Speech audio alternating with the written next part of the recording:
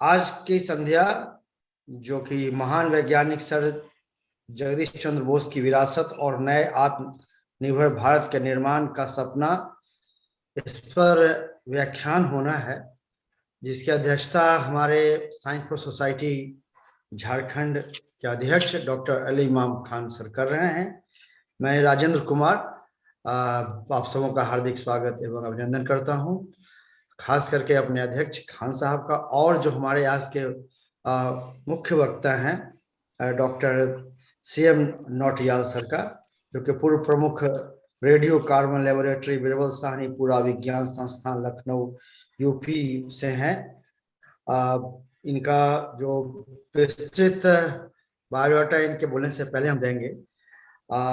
साथ ही साथ जो हमारे पूर्व अध्यक्ष डॉक्टर BM कर्ण सर हैं और तमाम जितने भी हमारे साथी झारखंड के जुड़े हुए हैं, आप सबों का अपना स्वागत है आज की शाम। और बिना विलंब किए हुए मैं साइंस फॉर सोसाइटी के महासचिव श्री DNS आनंद सर से आग्रह करता हूं कि सर आप संक्षिप्त में विषय प्रवेश करें और कार्यक्रम की शुरुआत हो सके। श्री आनंद सर। धन्यवाद राजेंद्र जी। आज के मुख्य वक्ता doctor Nautiyal, science for society के अध्यक्ष डॉक्टर AI खान और साथियों, आज एक खास दिन है और वो है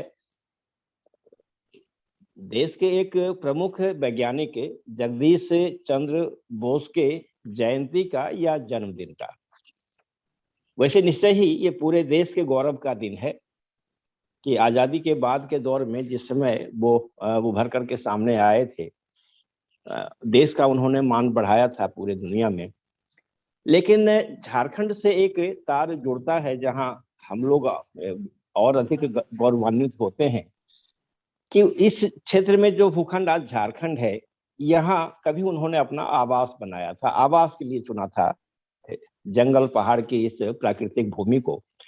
गिरिडीह में उन्होंने अपना आवास बनाया कोलकाता से नौकरी से रिटायर्ड होने के बाद, और फिर अंतिम सांस भी कहिए कि गिरिडीह में उन्होंने यहाँ ली। तो निश्चित तौर से उस महान वैज्ञानिक के प्रति एक गौरव का वो भाव आता है कि उन्होंने न सिर्फ झारखंड का, भारत का, बल्कि विज्ञान जगत में एक मान बढ़ाया पूरे देश का। ये एक खास अवसर है, सिर्फ मैं उसका उल्लेख करना चाहूंगा। ये आजादी का 75वां वर्ष है। ये खास है जहां देश भर में आजादी का अमृत महोत्सव मनाया जा रहा है। उसके संदर्भ में अलग अलग कार्यक्रम आयोजित किए जा रहे हैं।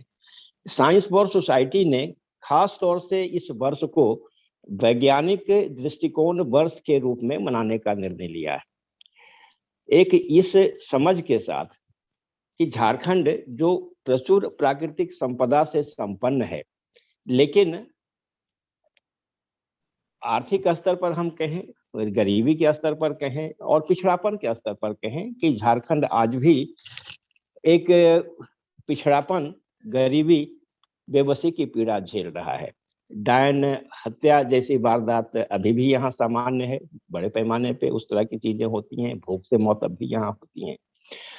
तो एक तरफ प्राकृतिक संसाधनों की प्रचुरता और दूसरी तरफ भूख से मौत, अंधविश्वास, अशिक्षा, बीमारी, कुपोषण, बदहाली, ये दो कंट्रास्ट हैं।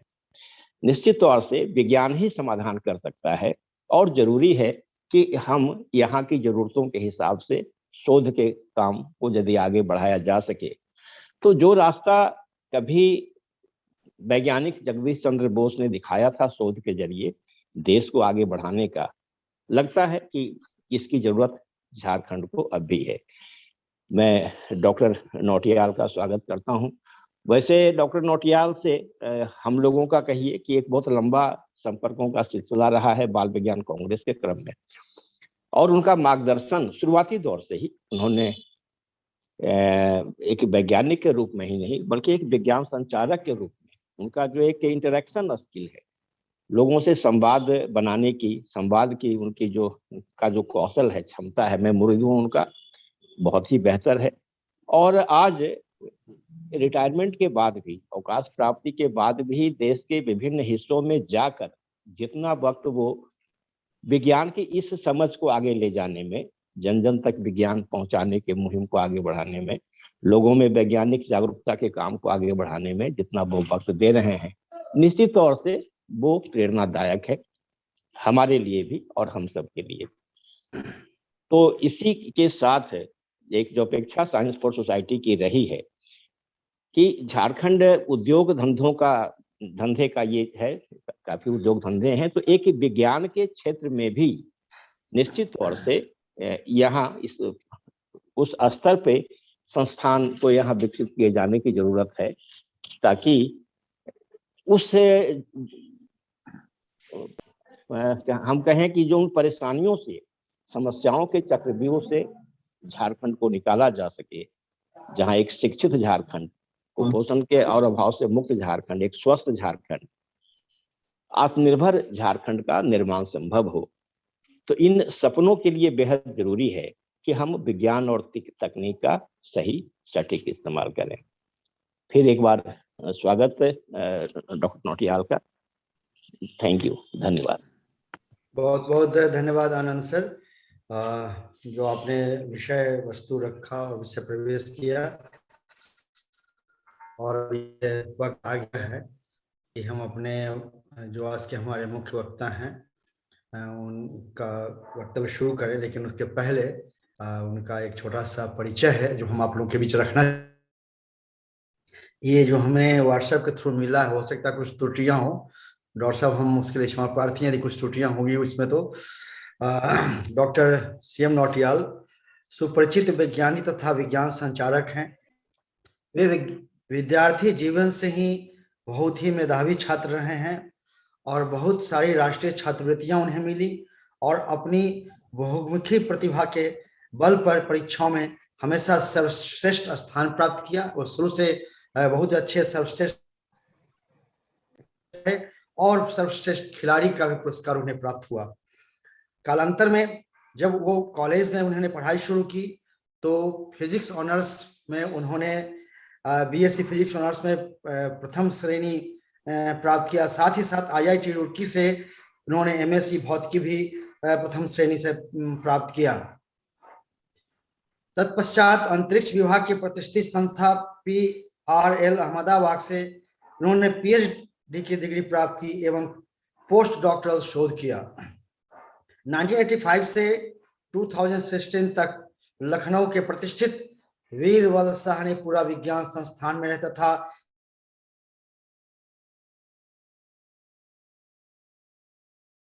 रेडियो कार्बन प्रयोगशाला के अवकाश प्राप्त किया उस नौकरी से, लेकिन अपने अन्य क्षेत्र में सर बहुत ही सक्रिय हैं, इतने सक्रिय हैं कि समय कम पड़ जा रहा है सर के। जो इनका कद है, जो इनकी प्रतिभा है, जो इनका अनुभव है, वो हम लोग के लिए एक बहुत ही धरोहर है और गौरव की बात है।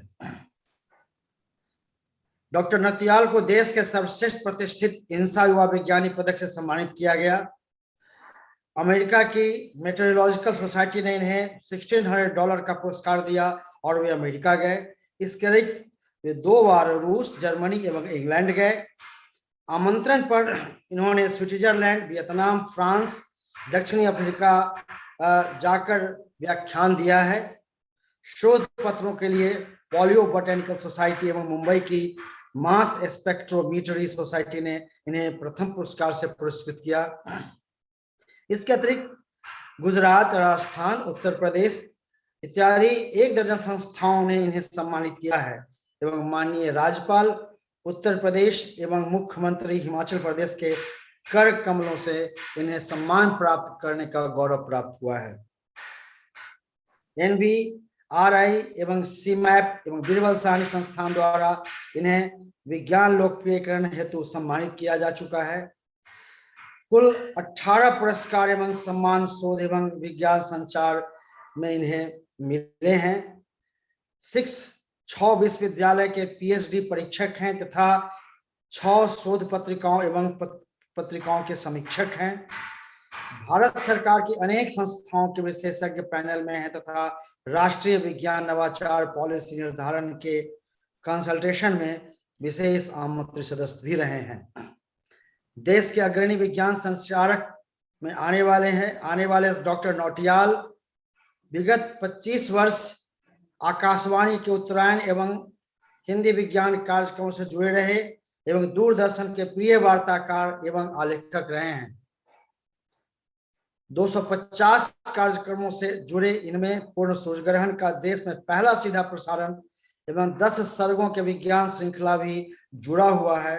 डॉक्टर नौटियाल राष्ट्रीय अंतरराष्ट्रीय स्तर के कार्यक्रमों के संयोजक रहे हैं, जिनमें जलवायु परिवर्तन पर अंतरराष्ट्रीय सम्मेलन, राष्ट्रीय बाल विज्ञान कांग्रेस, उसकी कार्यशाला एवं अनेक कार्यक्रम सम्मिलित हैं। एनसीईआरटी नेटवर्क के संयोजक भी रह चुके हैं, जिसके अध्यक्ष यूजीसी के अध्यक्ष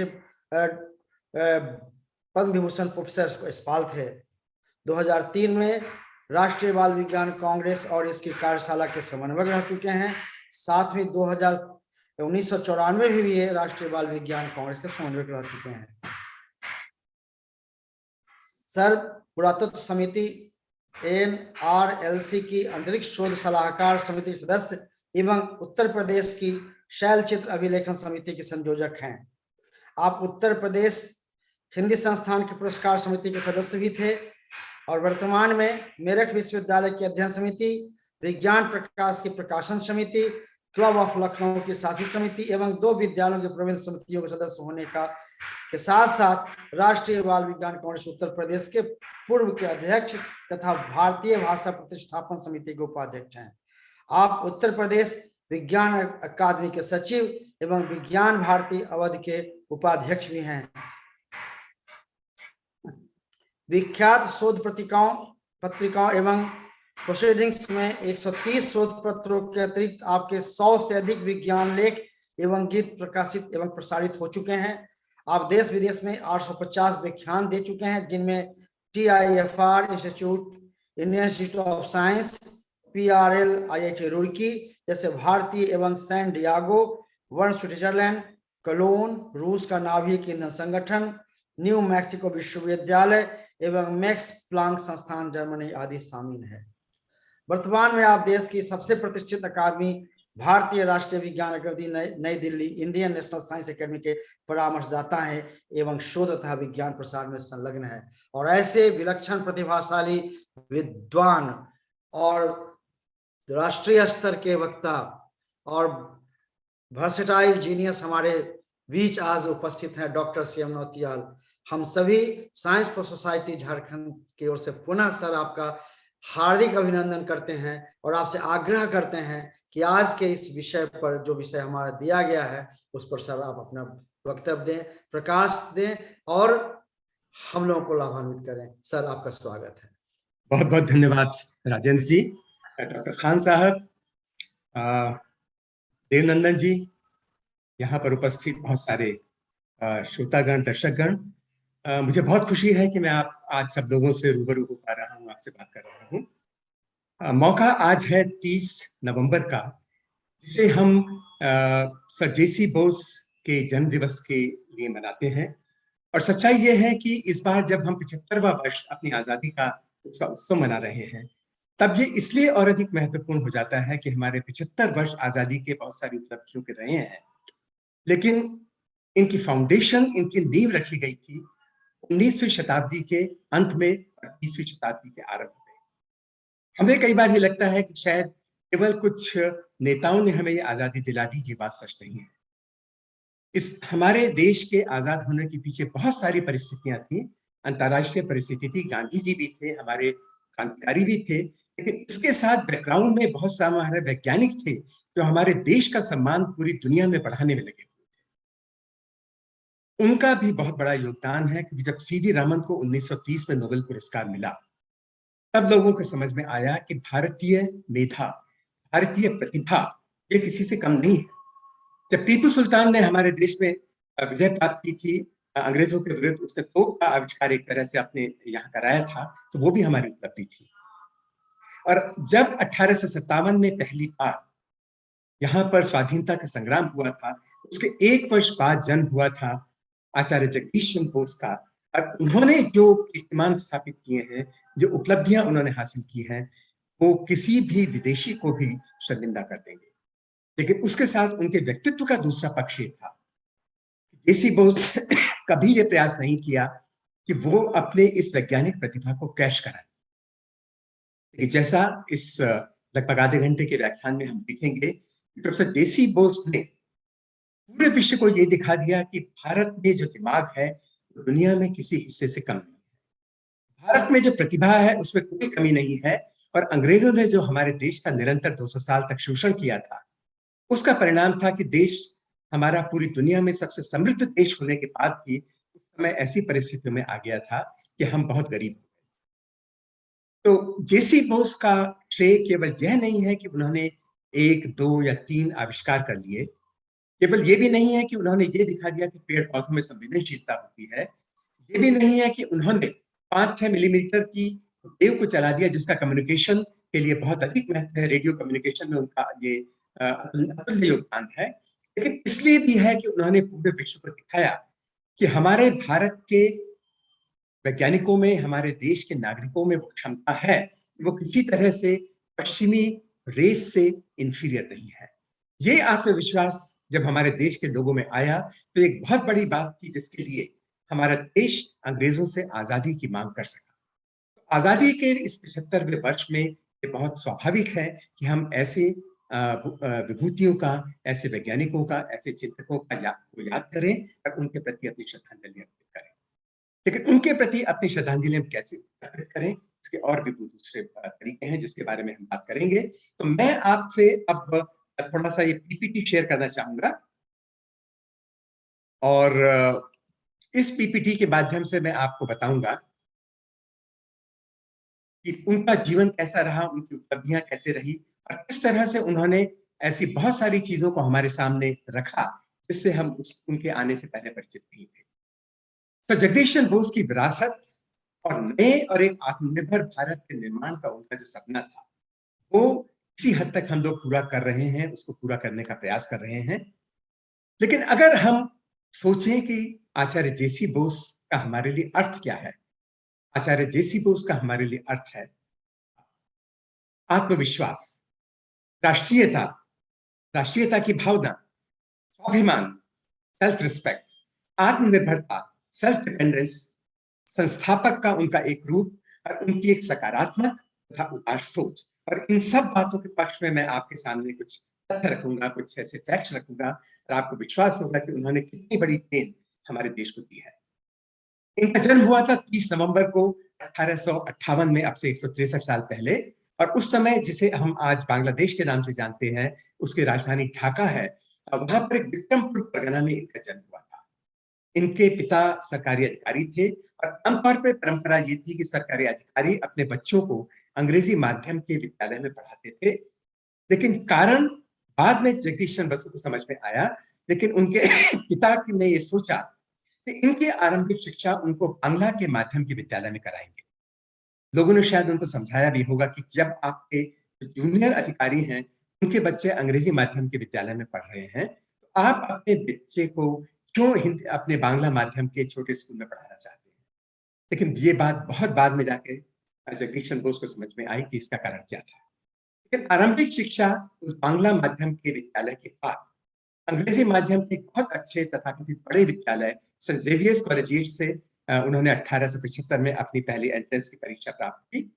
और इसके बारे में जब बाद में उन्होंने सोचा कि उनके पिता ने क्यों उनको पहले बांग्ला माध्यम के विद्यालय में पढ़ाया, तो उन्होंने कहा कि वहां पर मैं उन बच्चों के साथ पढ़ा जिनके माता पिता किसान थे, जिनके माता पिता मछुआरे थे।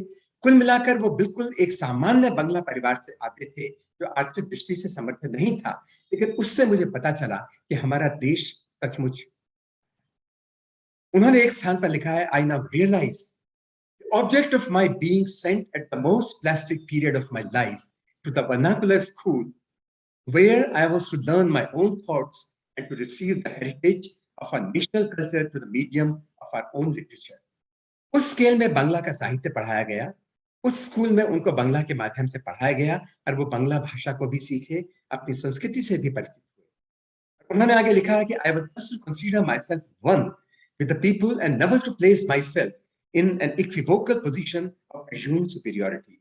कभी उनके अंदर ये दंभ न आ जाए कि क्योंकि उनके पिता वरिष्ठ अधिकारी हैं, इसलिए उनके अंदर कोई घमंड ना आ जाए, दंभ ना आ जाए, इसलिए उनके पिता ने उनको एक ऐसे स्कूल में भेजा जहां वो हमारे असली भारत को देख और समझ सके। कोई निकालेंगे तो उनका पैर निकल जाता है। उनके जीवन का उद्देश्य क्या है ये उन्होंने अनुभूत किया लगभग 28 साल की आयु के बाद, जब 30 नवंबर को 1884 को उन्होंने अपनी डायरी में लिखा था, मेरी मातृभूमि की सेवा वैज्ञानिक अनुसंधान एवं ज्ञान के माध्यम से होगी। उनका लक्ष्य ये नहीं था कि बहुत सारे दूसरे अंग्रेजी पढ़े लिखे टाइप स्टूडेंट्स की तरह वो किसी वरिष्ठ सरकारी नौकरी में चले जाएं।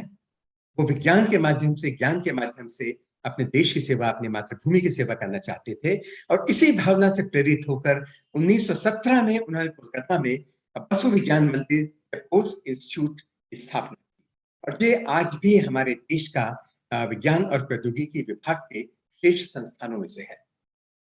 स्नातकोत्तर शिक्षा के लिए, पोस्ट ग्रेजुएशन के लिए उन्होंने प्रेसिडेंसी कॉलेज कोलकाता में स्नातक शिक्षा के लिए कोलकाता में वो गए और वहां उन्होंने विज्ञान की स्ट्रीम में बीए में उन्होंने परीक्षा प्रवेश लिया और वर्ष 1980 में उन्होंने वहां की परीक्षा दी। लेकिन इसके बाद जैसे कि हमारे देश में परंपरा थी, जो लोग अच्छे विद्यार्थी हुआ करते थे उनका प्रयास होता था कि वो इंग्लैंड में जाकर किसी बहुत अच्छे विश्वविद्यालय से, जैसे कैम्ब्रिज विश्वविद्यालय से, वहां पर शिक्षा प्राप्त करें। तो जगदीश चंद्र बोस भी विदेश में गए, लेकिन पहले उन्होंने मेडिकल एजुकेशन के लिए प्रयास किया, लेकिन उनका स्वास्थ्य ठीक नहीं रहा। तो उसके बाद वो कैम्ब्रिज विश्वविद्यालय में गए और वहां से 1883 में उन्होंने ट्राइपाउस की परीक्षा प्राप्त की। उसके बाद वर्ष 1885 में उन्होंने प्रेसिडेंसी कॉलेज में वो वापस आए। और जब उन्होंने इंग्लैंड में पढ़ाई की, उसके साथ साथ उन्होंने साइंस में ग्रेजुएशन भी किया। उसके बाद 1885 में वो हमारे देश भारत में ही वापस आए और वहां पर प्रेसिडेंसी कॉलेज में उनका प्रोफेसर के पद पर उनकी नियुक्ति हुई। आमतौर पर इतनी अच्छी शिक्षा प्राप्त जो व्यक्ति थे, अगर वो अंग्रेज होते थे उनको इंपीरियल सर्विस में प्रवेश दिया जाता, लेकिन क्योंकि वसु भारतीय थे, उनकी शिक्षा बहुत अच्छी थी, भारत में भी थी, विदेश में थी, लेकिन इसके बावजूद उनको जो राज्य सरकार थी उसमें नौकरी दी गई। एक दूसरा नियम जो उस समय अंग्रेज या ब्रिटिश सरकार का था, ये था कि जो भारतीय होगा उनको उसी पद पर काम करने के लिए जो सैलरी दी जाएगी वो अंग्रेज की तुलना में केवल 2/3 दी जाएगी। ये बात जगदीश चंद्र बसु को स्वीकार नहीं थी और उसके लिए उनको पूर्ण वेतन नहीं दिया गया अपनी अतिरिक्त और इतनी अच्छी योग्यता के बाद। और इसका जो सत्याग्रह का हमारे देश में संभवतः पहला इस तरह का उदाहरण है, जगदीश चंद्र बसु ने प्रस्तुत किया। उन्होंने 3 वर्ष तक प्रेसिडेंसी कॉलेज में पढ़ाया, लेकिन उन्होंने एक नया पैसा भी अपनी सैलरी का ड्रॉ नहीं किया। ये उनके सत्याग्रह का उदाहरण था। और 3 साल के बाद अंग्रेज सरकार को झुकना पड़ा। अंग्रेज सरकार ने उनको सारी सुविधाएं दी, उनकी पूरी सैलरी दी, जो अंग्रेज लोगों के बराबर ही थी, और उनको पूरे सम्मान के साथ इस पहले अपने संग्राम में उनको विजय दी। ये बहुत बड़ी बात थी।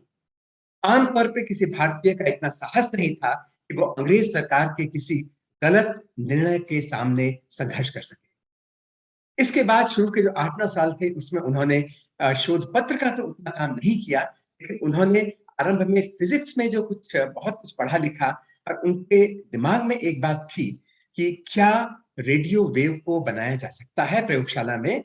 और उससे पहले जो सिद्धांत, मैं इसकी फिजिक्स में ज्यादा नहीं जाऊंगा, उससे पहले मैक्सवेल इत्यादि की जो इक्वेशंस थी, क्या उन इक्वेशंस को प्रयोगशाला में प्रयोग करके प्रमाणित किया जा सकता है। और इस दिशा में उन्होंने ये देखा कि जो लाइट वेव्स होती हैं, जो प्रकाश की तरंग होती है, उनका ध्रुवीकरण या पोलराइजेशन टूरमलिन क्रिस्टल से किया जाता है। पोलराइज से मतलब है जब एक ही तल में वो सारी वेव जो है, इस तरह से न करके आप समझिए कि केवल एक ही तल में वो सबका कंपन हो। लेकिन ये माना गया कि यदि हम रेडियो वेव्स के लिए ऐसा करना चाहते हैं जिनकी वेवलेंथ मीटर्स में हो सकती है, 66 सेंटीमीटर की थी हर्ट्ज वेव जो थी, या 2 या 3 मीटर की वेव हो सकती है, तो इसके लिए हमें बहुत बड़ा क्रिस्टल चाहिए होगा, और उसके लिए जो इक्विपमेंट भी चाहिए होगा वो इतना बड़ा होगा कि जो कमरे से भी बड़ा होगा। लेकिन आत्मनिर्भरता का एक उदाहरण जगदीश चंद्र बसु ने प्रस्तुत किया। उन्होंने एक खनिज ढूंढा, एक क्रिस्टल ढूंढा, नेमेलाइट। और ये जो नेमेलाइट क्रिस्टल था, इसका उपयोग करके उन्होंने केवल 5-6 मिलीमीटर की एक विद्युत चुंबकीय तरंग, इलेक्ट्रोमैग्नेटिक वेव को प्रोड्यूस करके दिखाया, जो एक बहुत बड़ी चीज। अब ये कहना कठिन है कि उनको अपने इस बहुत बड़ी खोज के इम्प्लीकेशंस, जो इसके दूसरे अर्थ थे, वे सब पता थे या नहीं थे, लेकिन लॉर्ड रेले जैसे वैज्ञानिकों ने उनकी इस शोध को बहुत प्रशंसित किया। लोगों ने ये कहा कि उनका ये जो काम था अपने समय से 50-60 वर्ष आगे था।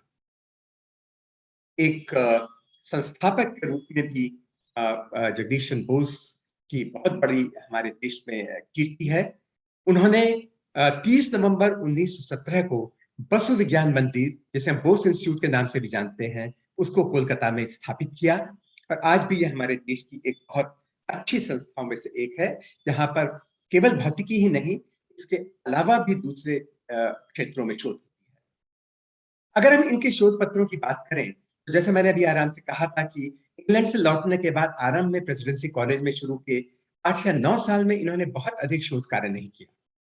शायद ये अपने विषय के बारे में सोच रहे थे, लेकिन उसके कुछ वर्षों के बाद एशियाटिक सोसाइटी की बैठक में इन्होंने अपने एक शोध को प्रस्तुत किया, जो विद्युत जो हमारी तरंगे हैं उनके ध्रुवीकरण, पोलराइजेशन के बारे में था। और 1895 में उन्होंने इसको प्रस्तुत किया, और उसी वर्ष उन्होंने जर्नल ऑफ द सोसाइटी जो इनकी थी, उसमें उन्होंने इस शोध को प्रस्तुत किया, जिसको बहुत लोगों ने पसंद किया और लोगों को लगा कि भारत में भी विज्ञान में बहुत बड़ी प्रतिभाएं हैं। इसके बाद उन्होंने ऑन अ न्यू इलेक्ट्रोपोलरिस्कोप, और इसी के साथ साथ on the double reflection of electric ray by a strain dielectric, ये एक बहुत अच्छी संस्था, इलेक्ट्रिशियन, एक बहुत अच्छा जर्नल था। रेले के सुझाव पर रेले ने इसको फॉरवर्ड किया था, इस तरह के कुछ पेपर्स को। लंदन की शोध पत्रिका में उनका यह शोध प्रकाशित हुआ। इसके बाद उनका एक पेपर था जिसे लॉर्ड रेले का नाम मुझे नहीं मालूम आप में से कितने लोगों ने सुना होगा। जो लोग फिजिक्स के स्टूडेंट होंगे, उन्होंने रेले स्कैटरिंग कभी ना कभी जरूर सुना होगा। हमारे वातावरण में जब मॉलिक्यूल से टकराकर प्रकाश की किरणें स्कैटर होती हैं, उनका प्रकीर्णन होता है, उसका विज्ञान लॉर्ड रेले ने ढूंढा था। तो उन लॉर्ड रेले ने जो इनसे बहुत प्रभावित थे और उनको उन्होंने इंग्लैंड में पढ़ाया था, उन्होंने इनके एक पेपर को जिसका नाम था on the determination of the indices of electric refraction, उसको उन्होंने 1896 में रॉयल सोसाइटी, जो उस समय विश्व की सबसे प्रतिष्ठित सोसाइटी थी, उस सोसाइटी को इस पेपर को अग्रसारित किया और वो उसके बाद determination of the wavelength of electric radiation, ये शोध उन्होंने प्रकाशित किया, जिसको फिर से बहुत अधिक प्रशंसा मिली। लॉर्ड केल्विन ने, जिन्हें आप लॉर्ड केल्विन का नाम आप सब लोग जानते हैं, जिनके नाम पर तापमान का भी स्केल है, उन्होंने कहा था कि मैं तो आश्चर्य से और प्रशंसा से भर गया कि उन्होंने कितनी नई प्रॉब्लम्स को टैकल किया और इतनी कठिन शोध समस्याओं को सफलता से सुलझाया। आइंस्टाइन ने कहा था वैज्ञानिक दो तरह के होते हैं। कुछ ऐसे होते हैं जो कोई बड़ी आसान सी समस्या को ढूंढते हैं, जैसे कि कोई बहुत बड़ा बोर्ड है, कोई बहुत बड़ा पटरा है, उसमें वो सबसे जो आसान जगह होती है वहां पर छेद करते हैं और वो बड़ी आसानी से छेद कर लेते हैं। लेकिन कुछ लोग उसी पटरे में वो सबसे मुश्किल जगह ढूंढते हैं, जो सबसे कठिन समस्या होती है, उस कठिन समस्या को वो पेनिट्रेट करते हैं और उसका हल निकालते हैं। जगदीश चंद्र बोस उन प्रतिभाशाली विज्ञानियों में से थे जिन्होंने उस समय की सबसे कठिन समस्याओं में से एक समस्या के बारे में सोचा, और केवल सोचा ही नहीं, सफलतापूर्वक उसका हल भी निकाला। आत्मनिर्भरता से वो भरे हुए थे। एक हॉर्न एंटीना नाम का एक एंटीना होता है, जो कम्युनिकेशन में जिसका बहुत उपयोग है। इसका डिजाइन जगदीश चंद्र बोस ने रॉयल्स हॉल जो था इंग्लैंड का, वहां पर उन्होंने इसको प्रस्तुत किया जाता। एक कहानी तो ये है कि वहां पर जो 2 कागज थे जिसमें उन्होंने हॉर्न एंटीना का डिजाइन रखाया था, वो 2 कागज उनके वहां से चोरी हो गए। कुछ समय के बाद मार्कोनी ने उस हॉर्न एंटीना का उपयोग किया। मार्कोनी को आप जानते हैं, जिनको बेतार के तार या वायरलेस कम्युनिकेशन का श्रेय दिया जाता है, जिनको नोबेल पुरस्कार भी मिला काम के लिए, जो दरअसल उनसे पहले जगदीश चंद्र बसु ने किया। उन्होंने जब उस हॉर्न एंटीना को बनाया तो लोगों ने कहा कि आपको ये विचार कहां से आया? तो उन्होंने कहा जो मेरे गुरु हैं, जो मेरे मेंटोर हैं, उन्होंने ये आइडिया मुझे दिया। लेकिन जब उनके उस मेंटोर से लोगों ने पूछा कि क्या आपने मार्कोनी को ये विचार दिया? तो उन्होंने कहा मैंने आइडिया कभी मार्कोनी को नहीं दिया। तो कुछ लोगों का शक है कि शायद उनके यहाँ से जो 2 कागज गायब हुए थे, वो 2 कागज मार्कोनी के पास पहुंच गए और मार्कोनी ने उनके आधार पर उस एंटीना का आविष्कार किया। लेकिन बोल्ट्ज इन सब चीजों से बहुत ज्यादा परेशान नहीं होते थे, बहुत पॉजिटिव, बहुत सकारात्मक व्यक्ति थे।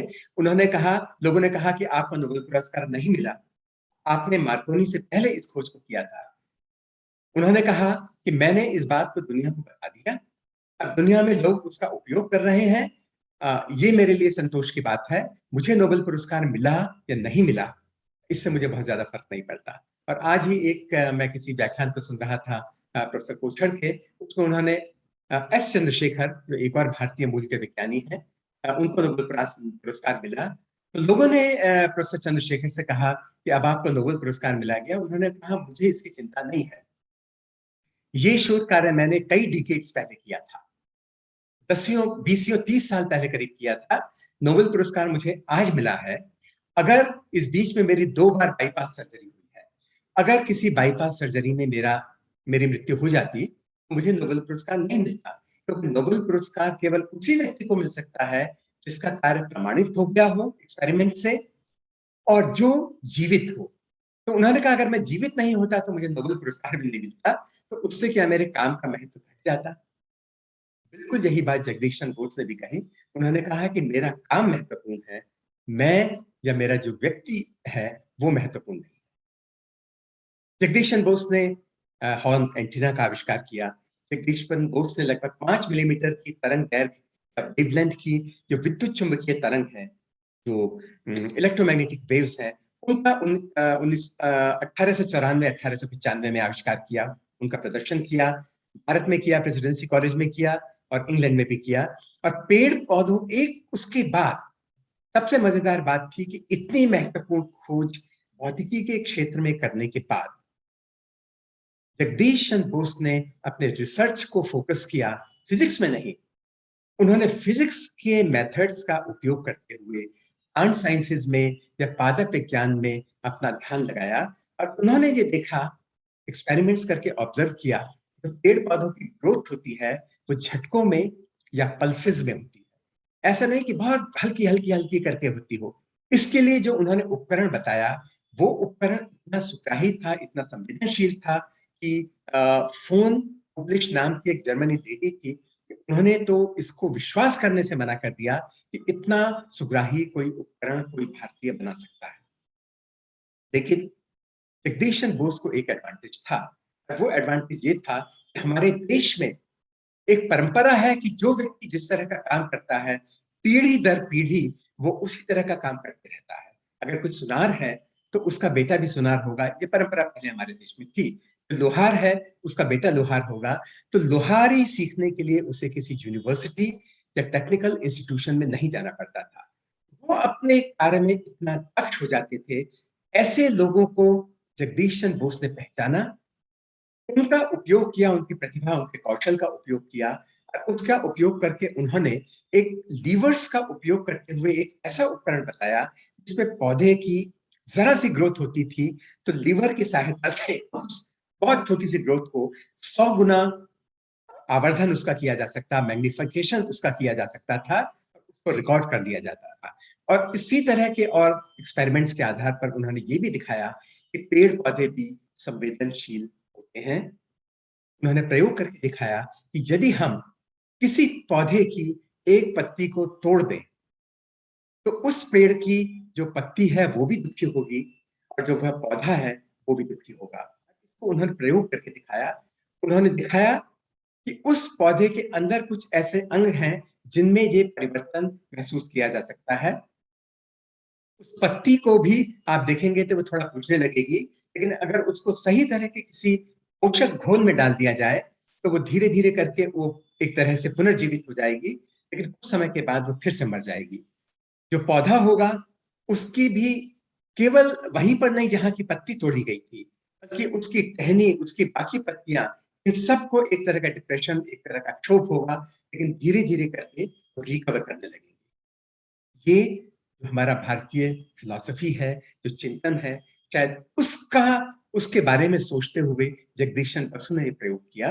लेकिन इसके परिणामों को उस समय देशों में मजाक, एक उपहास की बात मान लिया गया और लोगों ने इसको बहुत गंभीरता से नहीं लिया गया। लेकिन अब 100 वर्ष से अधिक बीत जाने के बाद लोग इन बातों को गंभीरता से ले रहे हैं और शायद इनके और अधिक संवेदनशील प्रयोग विदेशों में लोग कर रहे हैं। प्रकृति की छोटी छोटी बातें हैं कि कोई कमलिनी है, जो लिली है, फ्लावर है, वो रात को खुलता है और दिन में बंद हो जाता है।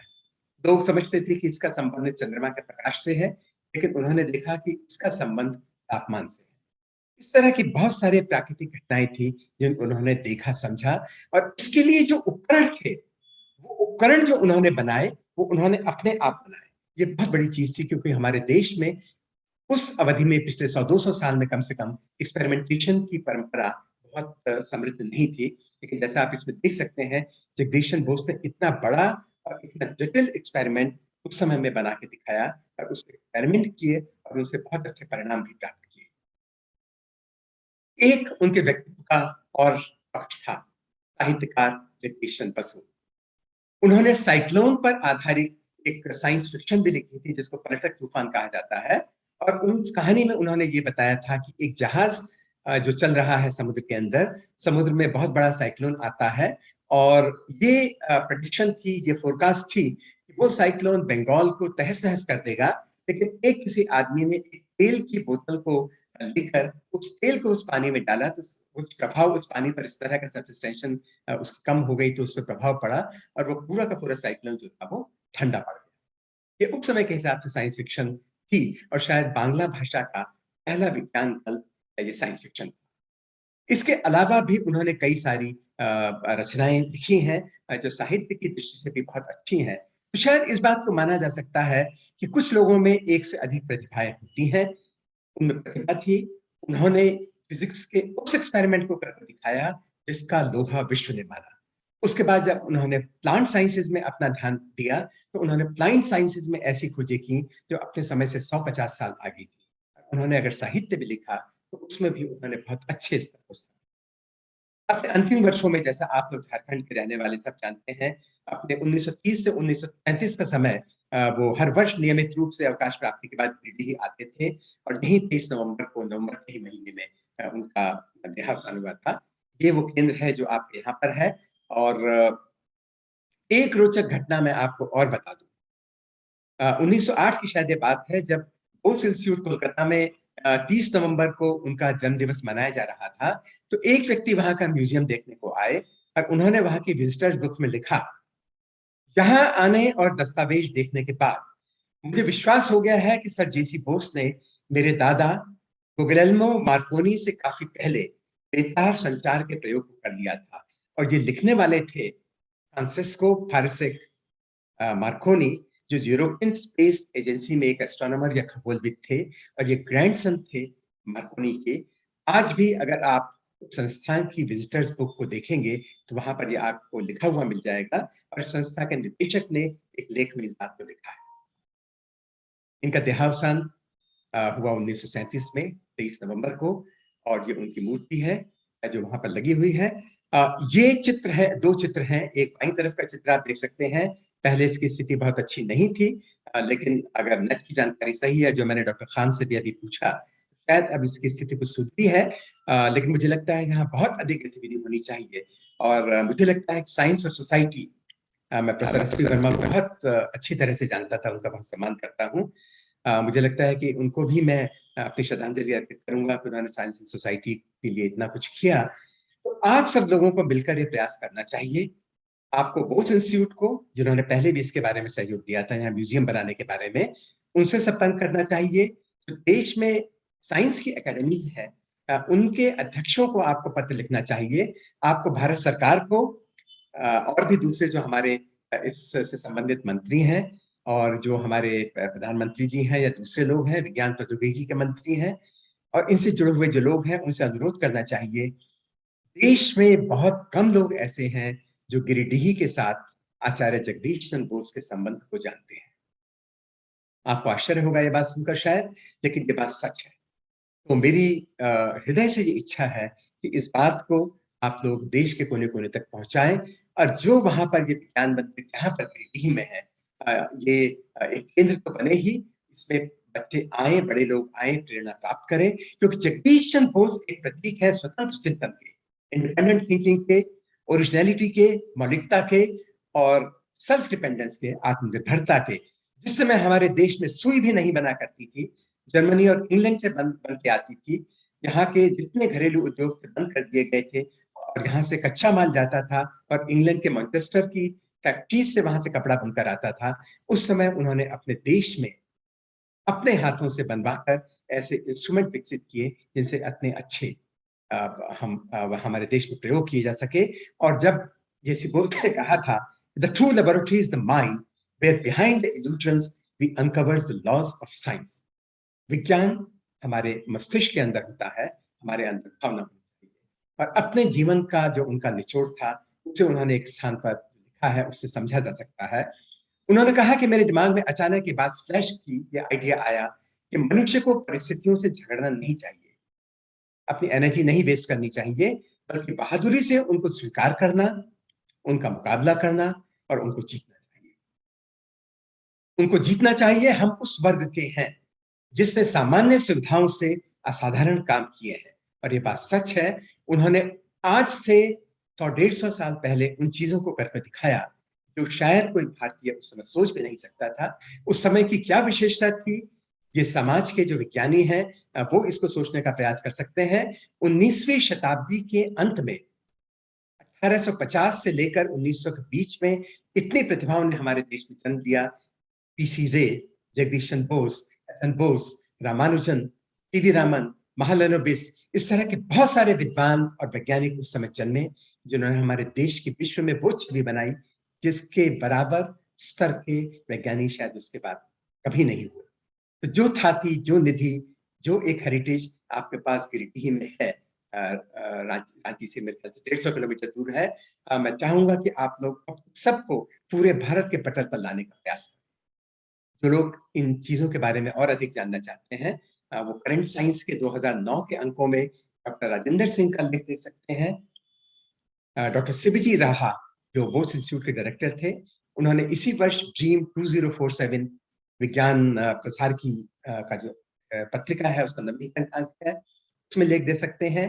और बहुत पहले ये नेट पर उपलब्ध है, जगदीश चंद्र बोस, कैम्ब्रिज से एक प्रकाशन हुआ है मेड्रास के इसके केंद्र से, उस पर एक पूरी पुस्तक है जिसको आप लोग पढ़ सकते हैं। उसके बारे में मैं आपका बहुत बहुत आभार व्यक्त करता हूं। आपने मुझे आप सबसे बातचीत करने का मौका दिया। बहुत बहुत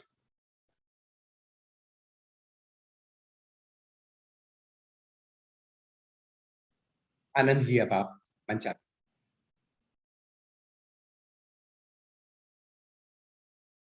जी, राजेंद्र जी। सर हाँ हाँ, चलिए। ओके सर, जुड़ रहे थे सर। बहुत बहुत धन्यवाद सर, आपने जो सर जसी बोस के बारे में विस्तृत जानकारी दी और बहुत ही ऐसे पहलू पर आपने ध्यान आकृष्ट किया जो अनछुआ था, हम लोग नहीं उतना जानते थे। आवाज मुझे ही नहीं आ रही है या?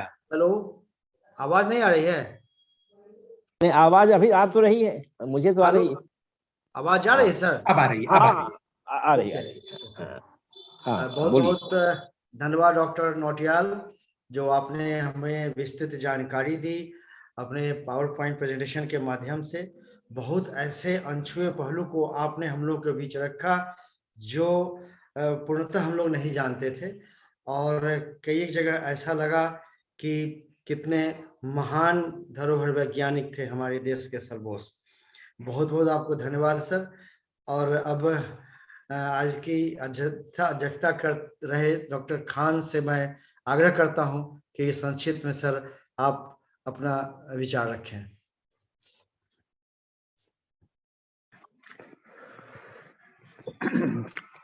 धन्यवाद राजेंद्र जी। सबसे पहले मैं जगदीश चंद्र बोस को बहुत ही सम्मान के साथ याद करता हूं और उन्हें श्रद्धांजलि अर्पित करता हूं। और आप सबों के प्रति आभार व्यक्त करता हूं कि आप आज के कार्यक्रम में शामिल हुए। विशेषकर मैं प्रोफेसर नौटियाल के प्रति आभारी हूं। उन्होंने बहुत ही इंस्पिरेशनल टॉक दिया है और मैं उम्मीद करता हूं कि जो हमारे नौजवान हैं उनको एक खास किस्म का मोटिवेशन मिलेगा ताकि वो साइंटिफिक रिसर्च के काम में लगें और उसको आगे बढ़ाने का काम करें। जगदीश चंद्र बोस का जीवन, उनका काम और उनकी सोच, ये सबको इतने अच्छे ढंग से उन्होंने पेश किया है कि मैं तो बिल्कुल अभिभूत हूं और ये चीजें हमारा भी हौसला बढ़ाती हैं और एक उम्मीद जगाती हैं कि अभी भी बहुत सारे लोग हैं जो विज्ञान और वैज्ञानिक चेतना के काम में पूरी मुस्तैदी से लगे हुए हैं और इससे हमें बल मिलता है कि हम भी इसमें शामिल होकर और आगे बढ़ाएं। मैं प्रोफेसर नौटियाल साहब को यह भी बताना चाहूंगा कि पिछले 2 वर्षों से हम लोग एक कोशिश कर रहे हैं कि वहां जो है सो एक साइंस सेंटर की स्थापना हो, जिसके माध्यम से जो है सो शोध कार्य हो सके, रिसर्च वर्क हो सके और रिसर्च वर्क सिर्फ इसलिए नहीं हो कि उससे एक पीएचडी की डिग्री या पोस्ट डॉक्टरल डिग्री मिलेगी, बल्कि जो हमारे स्टूडेंट्स हैं जो गांव की पृष्ठभूमि से आते हैं, वह भी उनके अंदर जो भी मेधा है उसके मुताबिक वहां उनको काम करने का अवसर मिले और उनका एक रिसर्च ओरिएंटेशन हो और एक जो खोजी प्रवृत्ति है उसके लिए एक उनको प्लेटफॉर्म मिले और उसके साथ साथ वहाँ और सारी गतिविधियां हों। इसके लिए हम लोगों ने बोस इंस्टीट्यूट कोलकाता से भी संपर्क किया था और झारखंड सरकार को भी लिखा है, भारत सरकार को भी पत्र लिखा है और हमारी कोशिश ये रही है कि गिरिडीह के जो लोग हैं, वहाँ की जो सिविल सोसाइटी है, उनके साथ मिल करके इस काम को आगे बढ़ाया जाए। हम आगे भी इस काम को करेंगे। थोड़ा जो ये लगभग 2 वर्षों का जो समय रहा है वो कोरोना महामारी और लॉकडाउन वगैरह की वजह से कुछ दिक्कतें हुई है हमें। हम वहाँ जा कर करके लोगों से मिल कर के इस योजना को आगे बढ़ा नहीं सके हैं, लेकिन अब हालात लग रहे हैं कि नॉर्मल हो रहे हैं तो हम लोग वहाँ जाएंगे भी और इसको आगे बढ़ाएंगे। और चूंकि मेरा उससे उस शहर से पुराना संबंध है, मैं वहाँ का जो गिरिडीह कॉलेज है वहाँ लगभग 2 वर्षों तक प्राचार्य भी रहा हूँ और उसी दरमियान में जो मैं डॉक्टर नौटियाल से शेयर कर रहा था कि पहले वो किसके कब्जे में था, फिर किसके कब्जे में गया और लोग वहाँ के लोगों की पहल से एक सोसाइटी बना कर करके उस पर काम हुआ। अब बिल्कुल जो है सो उन जो है सो से आज़ाद हो चुका है। उस पर जो गलत तरीके से जो एक तरह से उसका इस्तेमाल हो रहा था, मैं कहूँगा वो अब नहीं है और एक संभावना बनी है कि इसको और आगे बढ़ाया जा सकता है। अभी वहाँ सोसाइटी है उनकी जो है जगदीश चंद्र बोस मेमोरियल सोसाइटी जो है, उसने ये मांग किया है कि साहब जो है सो जो गिरिडीह का रेलवे स्टेशन है उसका नाम जगदीश बोस चंद्र बोस के नाम पर रखा जाए और उनका जो भवन है जो वहाँ है उसको एक जो है सो नेशनल हेरिटेज के तौर पर घोषित किया जाए और उसकी रख रखाव किया जाए। तो ये वहाँ के जो नागरिक हैं, वहाँ की जो सोशल सोसाइटी है वह भी दिशा में काम कर रही है और साइंस सोसाइटी उनसे मिलकर ही काम करना चाहती है ताकि इसको आगे बढ़ाया जा सके। अब आज के विषय पर तो बहुत सारी बातें हो गई हैं, मुझे अब अपनी ओर से कुछ कहना अच्छा भी नहीं लग रहा है, लेकिन 2-3 बातें मैं कहूँगा कि जब हम जगदीश चंद्र बोस की विरासत की बात करते हैं तो 2-3 बातें जो है सो मुझे बिल्कुल साफ नजर आती हैं और वो ये है कि साहब जो है तो उनकी जो विरासत है और बहुत ही समृद्ध विरासत है वो ये है कि जो वैज्ञानिक के शोध है, वैज्ञानिक जो आविष्कार और खोज का काम है, वह ऐसी विरासत है जो आज भी हमें प्रेरित करती है और साइंटिफिक रिसर्च में इंगेज होने के लिए उत्साहित करती है। दूसरी जो उनकी विरासत है वह भी बहुत ही मजबूत विरासत है, और वो है कि साहब जो है सो शोध संस्थान की स्थापना की जाए। उन्होंने अपने जीवन में किया शोध संस्थान की स्थापना, और ये हमें जो है सो प्रेरित करती है। और उसी प्रेरणा के तहत ही हम ये मांग भी कर रहे हैं कि उनका जो आवास वहाँ है और उसके आसपास की जमीन जो है उसको लेकर करके जो है सो वहाँ एक विज्ञान केंद्र जो है सो की स्थापना हो, जिसके माध्यम से शोध और दूसरे तरह के कार्यक्रम जो है किए जा सके। और तीसरी जो उनकी विरासत ये है कि विज्ञान जो है सो देश निर्माण के लिए, विज्ञान तरक्की के लिए, जिसमें आम लोगों की तरक्की शामिल है, को कैसे इस्तेमाल किया जाए, यह उनकी बहुत मजबूत विरासत है। और आज जो वक्त है हमारे सामने, जो हमारा जो समाज है, हमारा देश जो है, उसके सामने ये तीनों विरासत जो है बहुत ही प्रेरणादायक हैं और इसको आगे बढ़ाने की जरूरत है। और मुझे तो लगता है कि झारखंड सरकार को भी इस काम में आगे आने की जरूरत है। भारत सरकार तो बहुत सारे काम करती है, लेकिन क्योंकि ये उनका एक बहुत गहरा लगाव और संबंध झारखंड से रहा है, तो झारखंड सरकार को और उसका जो विज्ञान और प्रौद्योगिकी विभाग है उसको आगे आना चाहिए, ताकि हम लोग झारखंड के जो नौजवान हैं, जो विद्यार्थी हैं, उनको हम शोध कार्य में जोड़ सके और जो समाज के लिए उपयोगी और जो उसके लिए रिलेवेंट जो रिसर्च है उसको हम लोग आगे बढ़ा सके। अब दूसरा इसका जो पहलू है विषय का कि आत्मनिर्भर भारत के निर्माण का सपना, तो ये तो सपना बहुत पुराना सपना हमारा है। डॉक्टर नौटियाल ने उसका जिक्र किया है, आजादी की प्रथम जो लड़ाई है उस पर जिक्र किया है। और पूरा जो आजादी का हमारे जो स्वतंत्रता संग्राम है, आप देखेंगे तो उसमें आत्मनिर्भरता की बात है। और जो देश का एक नक्शा देखा गया था कि जब हम आजाद होंगे तो देश का नक्शा क्या होगा, तो वह आत्मनिर्भर भारत का था और उसकी तैयारी शुरू हो गई थी। शिक्षा के क्षेत्र में बेसिक एजुकेशन, बुनियादी तालीम वगैरह के कंसेप्ट आ रहे थे। स्वदेशी का बड़ा कंसेप्ट था जो महात्मा गांधी ने हमें दिया था, और उसकी पूरी व्याख्या भी उनके जो लेखन है उसमें मौजूद है और उसको उन्होंने करके भी दिखाया था। तो ये था कि हम हर क्षेत्र में, न सिर्फ जो है सो आर्थिक क्षेत्र में, बल्कि विज्ञान में और दूसरे जो क्षेत्र हमारे हैं उन क्षेत्रों में भी हम आत्मनिर्भर बने।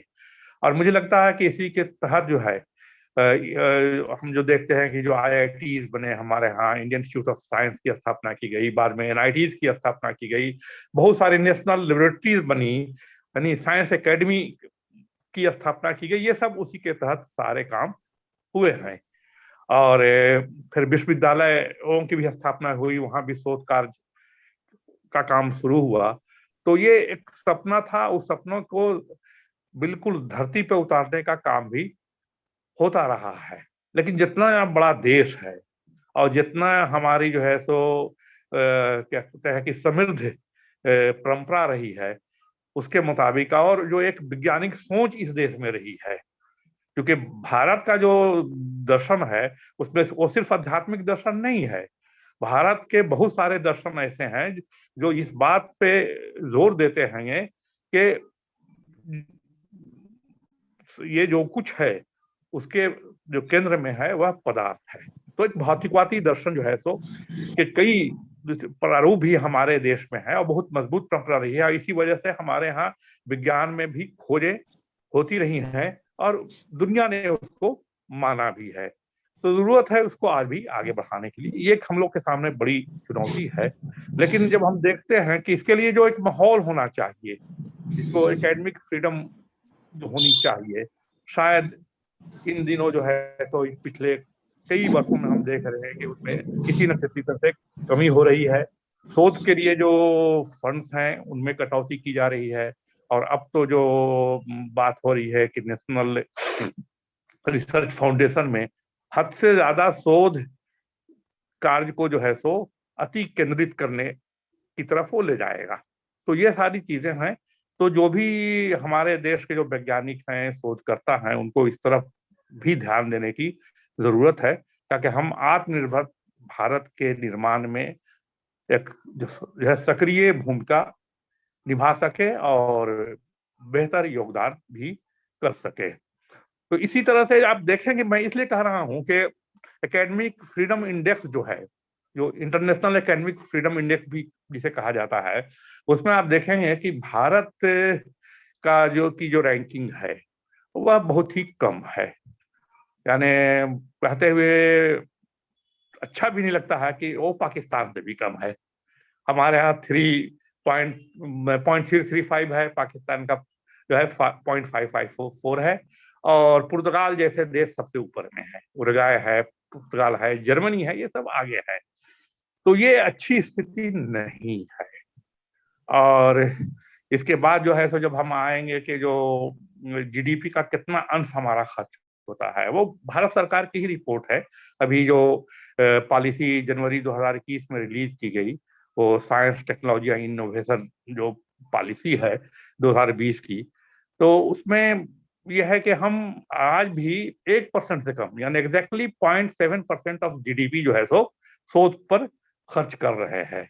और इसमें जो प्राइवेट सेक्टर्स हमारे हैं, जिनका एक बड़ी भूमिका होनी चाहिए थी, ताकि उस शोध का फायदा भी उनको मिलेगा जो वो उत्पादन करते हैं या फिर उसका जो मार्केटिंग होती है, तो उनका तो योगदान बहुत ही कम है। और इसीलिए इस पॉलिसी में ये बात दर्ज की गई है कि हर 5 वर्ष पर हम जो है सो इसको जो है सो दुगुना करेंगे, और जो प्राइवेट सेक्टर्स के भी जो कंट्रीब्यूशंस हैं उसको भी हम दुगुना करने की कोशिश करेंगे। और ये भी तय किया गया है कि हम जो है सो 2025 तक जो है सो दुनिया के 3 बड़े देशों, जो है वैज्ञानिक जो देश है, उनकी जो खोज है उसके समकक्ष में हम आएंगे।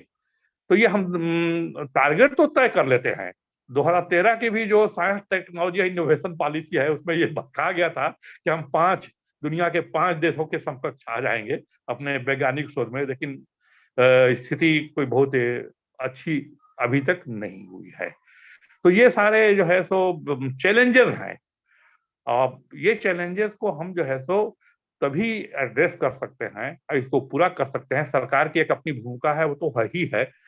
इसके लिए जो है सो जो वैज्ञानिक हैं, जो हमारे विद्यार्थी हैं, शिक्षक हैं, बुद्धिजीवी हैं, और जो सामाजिक कार्यकर्ता भी हैं, उनको जो है सो इसके लिए जो आवाज उठाने की जरूरत है, और इसको एक योजनाबद्ध तरीके से काम करने की जरूरत है।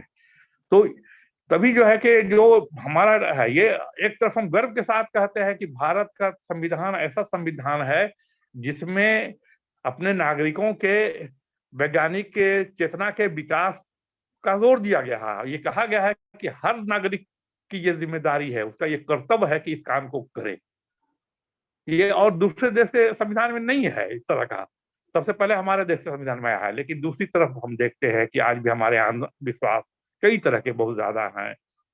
झारखंड की बात किया जो है सो आनंद जी ने, कि डाइन प्रथा और डाइन के नाम पर हत्याएं भी हो रही हैं, और ये भी उन्होंने कहा कि झारखंड तो एक संपन्न राज्य है, लेकिन उस संपन्नता के बीच में जो है सो अभाव भी है, विपन्नता भी है। तो फिर विज्ञान का सही इस्तेमाल लगता कि नहीं हो रहा है। तो ये सब चुनौतियां हैं।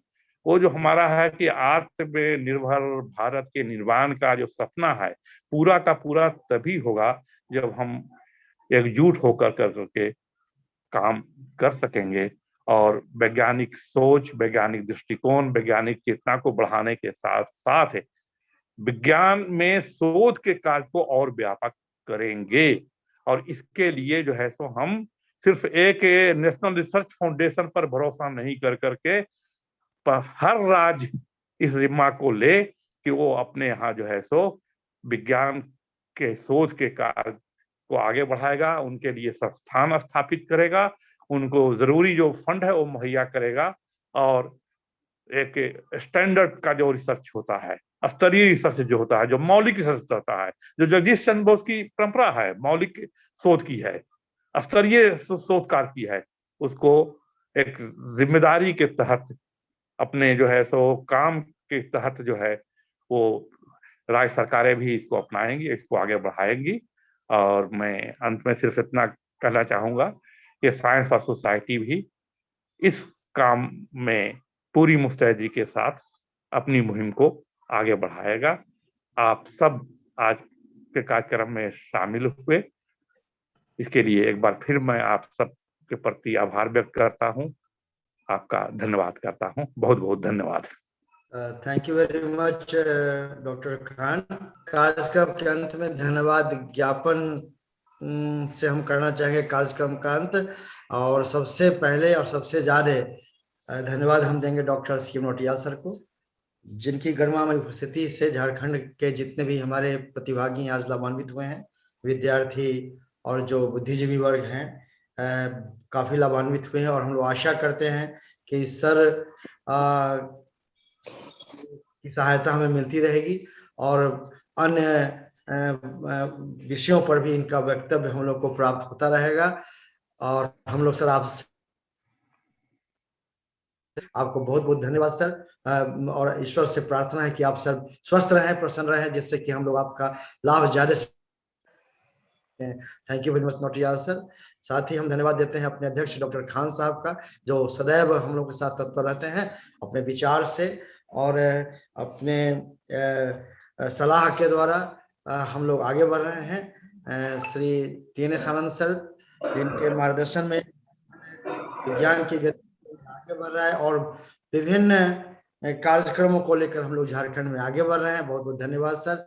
इसके साथ ही डॉक्टर BM कर्ण सर, जो हमेशा हर एक बैठक में सम्मिलित होते हैं। पिछले मीटिंग में उनकी तबीयत कुछ खराब भी थी, फिर भी वो उपस्थित हुए थे। सर बहुत बहुत आपको धन्यवाद, और आपके शीघ्र स्वस्थता की हम लोग शुभकामना करते हैं, मनोकामना करते हैं। साथ ही जितने भी हमारे प्रतिभागी जुड़े हुए हैं, निकी अस्मिता जी, विकास जी, अमिता जी, शिशिर घोष जी, क्षमा प्रवीण जी, रामदेव विश्वबंधु जी, सतवीर नागपाल जी, धरणीधर प्रसाद जी, जानवी सुमन जी, अशोक अभिषेक जी, अशोक सुखदर्शी जी, अंजलि चक्रवर्ती जी, JN अग्रवाल जी, पुष्पलता जी, मुस्कान तंतुबाई, पूर्व राष्ट्रीय बाल वैज्ञानिक रह चुकी हैं तंतुबाई, सुखदेव सुखचंद्र झा जी, शिवकांत त्रिपाठी जी, अरुण कुमार जी, SK राय जी, आप तमाम साथियों को बहुत बहुत धन्यवाद, जो आप हम लोग के साथ जुड़े और लाभान्वित हुए। और साथ साथ काठी जोड़िया के कुछ विद्यार्थीगण भी जुड़े हुए हैं, उन्हें भी बहुत बहुत धन्यवाद। और इस आशा के साथ कि जितनी संख्या में आज हम लोग जुड़े हैं और जो भी हम लोग लाभान्वित हुए हैं, ये दूर दूर तक इसका प्रसार होगा और आज की बैठक को एक अविस्मरणीय बैठक हम लोग मानेंगे कि बहुत संख्या में हम लोग यहाँ जुड़े हैं। और पुनः आप सबों को बहुत बहुत धन्यवाद, और एक बार विशेष रूप से डॉक्टर CM नौटियाल सर को धन्यवाद कि आप सर उपस्थित हुए। इसी के साथ आज के कार्यक्रम के समापन की घोषणा की जाती है। शुभ रात्रि, good night, wish you all the best.